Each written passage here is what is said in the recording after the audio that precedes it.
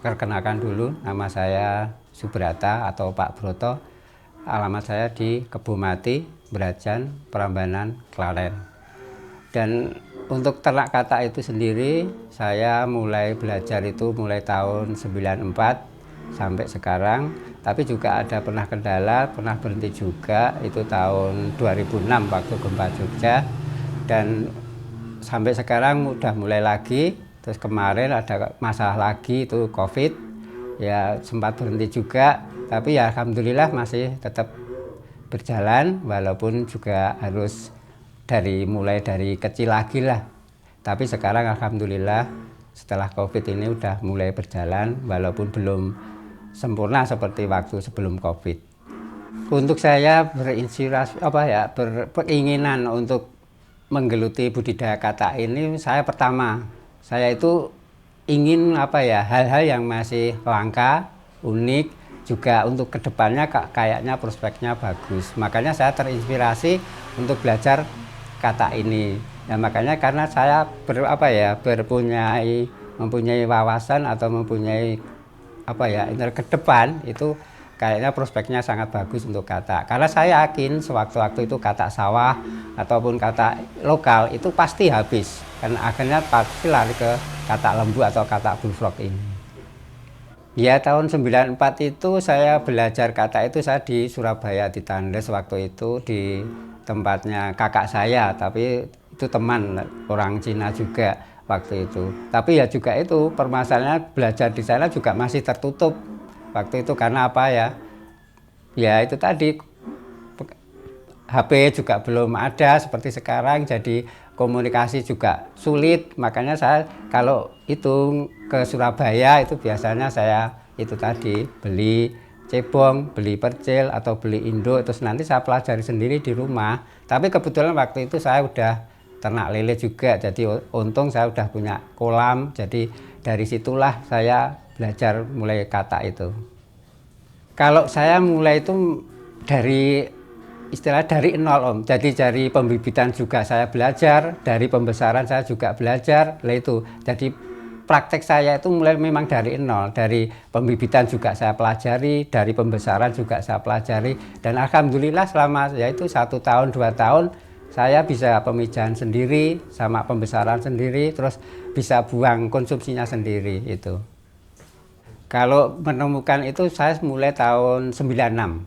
96 saya udah bisa pembibitan, udah juga pemasaran, sama itu mengasih tahu sama teman-teman untuk mulai belajar itu.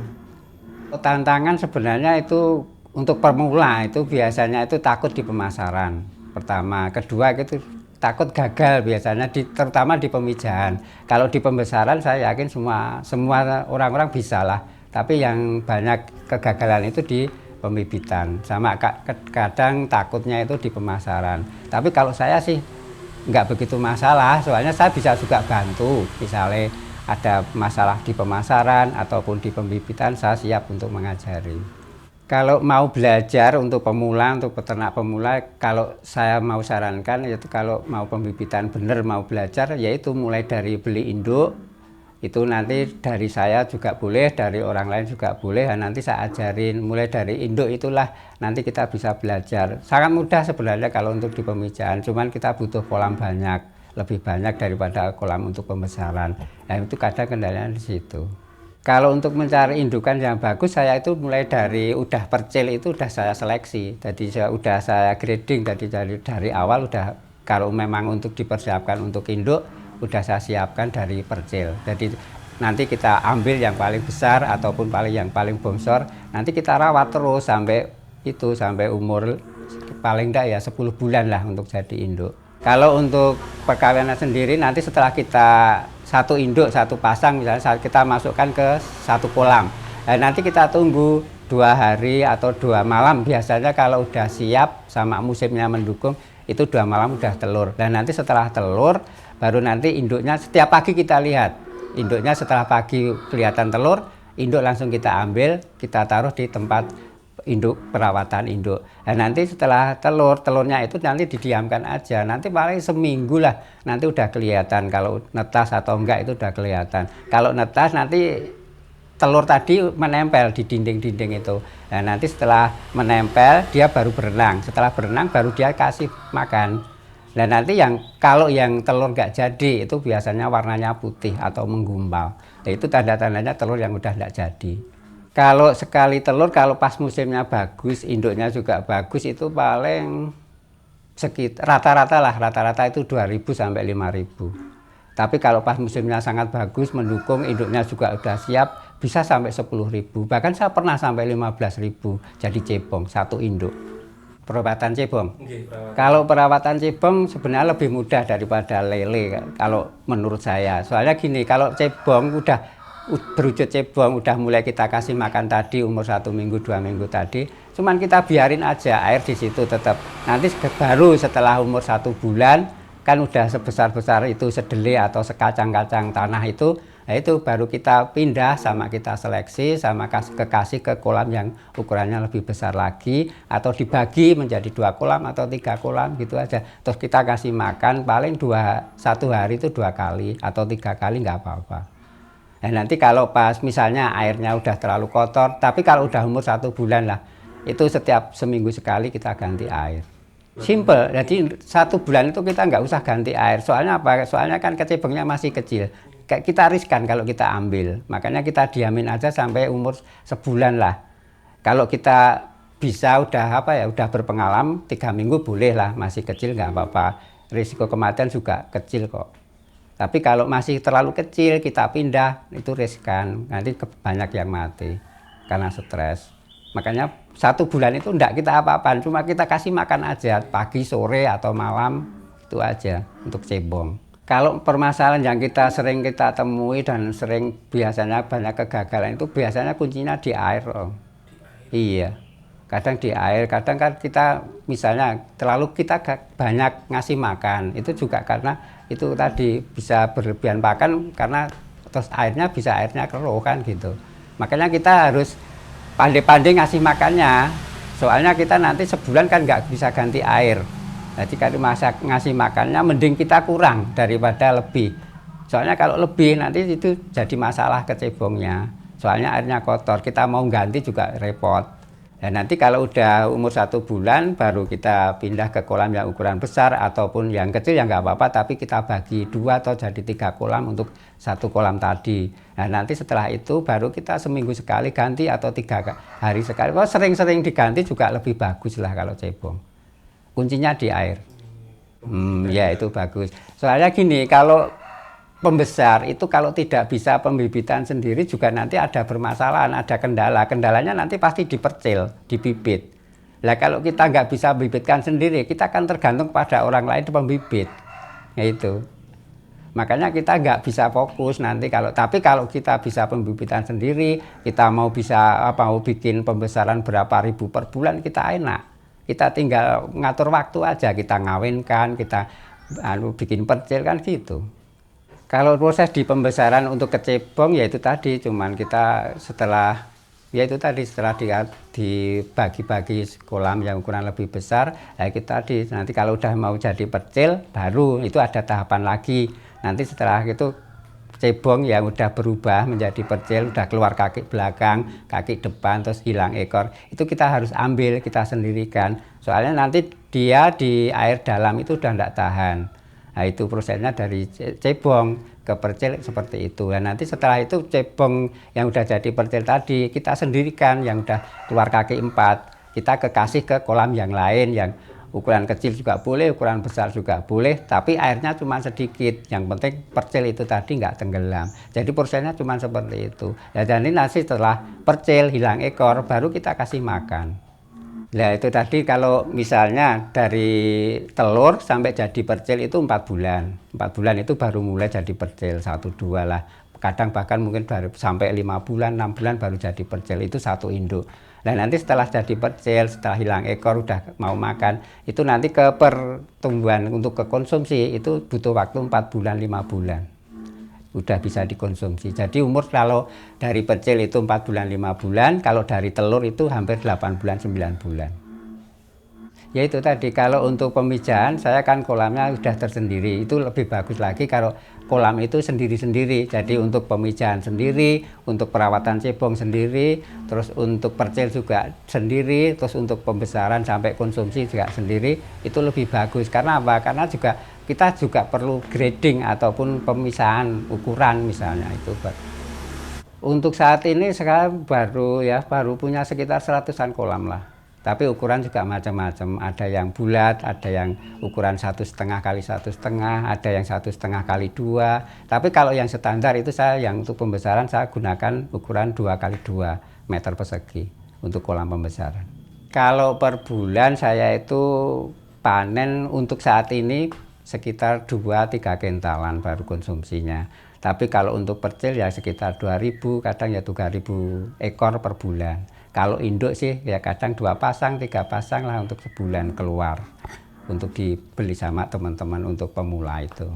Bisa, makanya kalau mau datang ke sini kan tinggal kita kita lihat kolamnya udah punya berapa kolam. Kalau banyak kolam ya mending kita belajar sekalian di pemijahan. Jadi nanti dari sini beli induk juga beli percil, itu lebih enak, lebih mau belajar beneran kalau gitu. Tapi kalau cuman beli induk toh, itu kadang orang juga berpikir masa belum udah di pembibitan, udah disulitkan. Nah, itu kalau paling mudah ya itu beli percil untuk pembesaran. Nah, untuk saat ini saya itu menginginkan kalau peternak pemula saya berinspirasi untuk untuk sistem paket. Kalau sistem paket itu mau nggak mau kita harus belajar juga di pembibitan. Makanya saya kasih lebih murah kalau paket. Soalnya itu tadi, kalau satu paket itu sudah saya kasih percil sama indukan. Jadi sekalian belajar pembesaran juga bisa sekalian belajar di pembibitan. Misalnya nanti di pembibitan kita nggak bisa ataupun gagal, kita kan punya di pembesarannya. Kalau pembesarannya saya yakin semua orang pasti bisa. Kalau paket saya sekarang ini mulai dari yang terkecil itu 2,5 juta, itu percil 200 sampai 300 ekor, terus sama indukan itu 3 pasang. Kalau mau untuk usaha itu kita jangan khawatir untuk kita tidak bisa menghasilkan, Pak. Kalau kita memang kita benar-benar fokus atau untuk ingin beternak, kita pikirkan untuk kedepannya itu yang penting kita bisa dulu. Kuncinya kita bisa mau belajar. Nah, itu kegagalan itulah sebuah cambuk untuk bagi kita. Tapi kalau saya punya keyakinan dari dulu itu saya punya peternak. Saya punya ternak sendiri, bisa sendiri. Saya yakin saya bisa menghidupi keluarga saya sendiri dengan hasil budidaya katak ini doang. Cuman katak ini saya dari masih muda sampai sekarang. Makanya untuk generasi muda-mudi itu saya menginginkan untuk belajar katak lah. Jangan sampai kita mencari pekerjaan, ciptakan pekerjaan gitu loh. Makanya saya sendiri aja mampu dari awal, dari muda itu saya udah belajar katak sampai sekarang. Alhamdulillah bisa mencukupi keluarga. Ya walaupun tidak seperti orang-orang yang sukses-sukses lah, enggak. Tapi kita bisa mencukupi untuk hidup keluarga. Apalagi kita punya lahan, punya kolam cukup banyak, apalagi lebih bagus lagi. Kalau potensi saya yakin masih cukup bagus untuk kedepannya nanti. Saya punya keyakinan seperti itu dari dulu. Padahal waktu dari awal saya belajar itu, saya udah berpikir saya kedepannya pasti bagus lah untuk prospek katak. Lain dengan ikan ataupun unggas itu. Iya, karena saya punya dasar gitu, yang penting saya itu punya keyakinan sama seneng sama itu saya yakin pasti bisa lah untuk menciptakan itu gitu loh. Potensial gitu. Iya. Jadi makanya karena itu tadi prospek kedepannya itu saya yakin pasti bagus lah. Karena apalagi nanti kita bisa ekspor itu lebih bagus lagi. Soalnya dulu pernah juga ekspor sih, itu kendalanya juga banyak sekali. Karena apa? Karena peternaknya juga nggak ada, masih jarang, masih langka. Makanya setelah itu tadi gempa itu tadi sempat berhenti untuk ekspor karena peternaknya semua pada berhenti di Jogja sama di Jawa Tengah. Kalau saya ingin punya wawasan atau keinginan untuk kedepannya itu saya ingin punya kolam lebih banyak lagi, syukur lebih luas, untuk paling enggak ya 2-3 kali lipat sekarang inilah, biar untuk bisa kita mengerut pengangguran, bisa ngasih dia penghidupan lah. Jadi nanti kita tinggal lihat aja, kita ngasih tahu gimana cara-caranya supaya kita bisa beternak dengan baik, kan gitu aja. Itu yo sekarang itu permasalahannya saya itu kalau mau mengirim di luar Jawa itu kendalanya itu satu, di karantinanya. Untuk pengurusan izin itu masih dipersulit. Tapi pada waktu itu sebelum COVID ataupun sebelum gempa itu saya juga pernah kirim ke Bali ataupun ke luar Jawa itu mudah. Tapi setelah COVID ini kok dipersulit gitu loh. Makanya saya itu menginginkan untuk pihak pemerintah yang terkait lah, tolong untuk diusahakan, dipermudah lah untuk peternak-peternak katak utamanya, biar bisa nanti di luar Jawa juga banyak peternak-peternak katak yang baru ingin mulai. Nah saya itu sekarang permasalahannya sekarang gini, saya itu udah di YouTube misalnya udah banyak yang menginginkan mau belajar, tapi saya kendalanya sendiri itu di pengiriman. Dari kalau mau keluar Jawa dengan otomatis kan kita harus pakai pesawat, kalau lewat darat kayaknya juga nggak mungkin. Makanya kalau lewat pesawat lah itu kendalanya saya itu di karantina. Mohon kepada pemerintahan terkait diusahakanlah, dipermudah biar saya itu juga bisa mengajarin orang-orang yang di luar Jawa, bukan orang Jawa tok gitu loh. Karena apa? Di Jawa banyak sekali, di Jawa Timur udah banyak, di Sukabumi udah banyak. Nah ini yang permintaan yang paling banyak itu sekarang malah di luar Jawa, terutama di Kalimantan, Makassar, itu permintaan cukup banyak. Bahkan partai besar pun juga banyak yang minta. Tapi kendalanya saya itu di karantinanya. Tolong diusahakan itu untuk perizinan di karantina, dipermudah lah. Syukur ongkosnya dipermurah gitu. Ya itu tadi, setelah kita mau mengirim, kita harus ke karantina dulu, bikin laporan, nanti terus dapat surat izin atau enggak. Lah nanti dari sana itu dipersulitnya gini, suruh bawa hewannya dulu di sana, kadang nanti dipotong. Setelah itu pun juga masih ada perizinan yang lain, harus minta izin dari dinas perikanan terkait. Lah itu kadang orang males di situnya. Saya itu inginnya sebenarnya, padahal ini permintaan sangat banyak sekali. Bahkan saya sudah pernah bilang juga ke bapak-bapak yang telepon ataupun yang dari luar Jawa itu, saya permasalahannya di sini Pak, di sini. Oh ya itu saya tahu, saya juga pernah tanya, katanya juga seperti itu, sama saja. Makanya sangat tolong sekali minta pemerintahan yang terkait lah diusahakan ini, biar peternak juga bisa berjalan baik, bisa tidak dipersulit lah segala macam urusan. Apalagi permodalan, tolong di pemerintah ini dari dinas perikanan, tolong dibantulah orang-orang yang ingin beternak baru pemula ataupun tolong dibantu. Jangan cuma ikan aja yang dibantu. Untuk peternak katak ini sama sekali belum ada yang dapat bantuan. Apalagi bantuan cuma-cuma. Kalau pinjaman sih di bank semua pinjamin, tapi kalau yang pemerintahan sendiri bantu belum pernah untuk katak. Iya lah ya, makanya kalau pemerintah itu bisa mencakup bisa mengekup peternak-peternak ikan misalnya untuk beralih ke katak, itu sebenarnya sangat mudah sekali. Dari pemerintah kita ngatur aja, misalnya dikasih bantuan indukan atau ke peternak, itu biar bisa berkembang pesat di Klaten terutama, untuk tempat tinggal saya.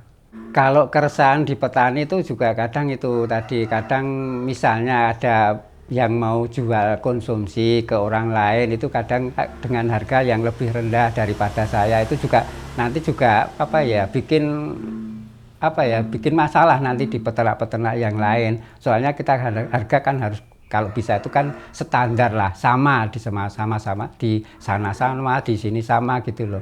Kadang itu kalau ada pembeli baru, ya, kadang dengan harga murah ataupun dengan harga tinggi sekalipun nanti itu bisa merusak pasaran. Kalau harga sekarang itu yang standar itu 40 itu diambil. Kalau saya mengambil di peternak ataupun di petani-petani lain ya paling sekitar 37, 38 lah. Itu nanti saja saya yang dari 2.000, 3.000 per kilo tadi kan cuma untuk itu tadi, untuk perawatan selama belum diambil. Jadi saya nggak ngambil untung. Kalau penjualan selama ini saya cuma diambil dari Jakarta aja. Itu aja masih kekurangan sangat banyak. Kadang Jakarta sendiri juga ngambil di Jawa Timur karena saya juga belum mampu untuk menyetok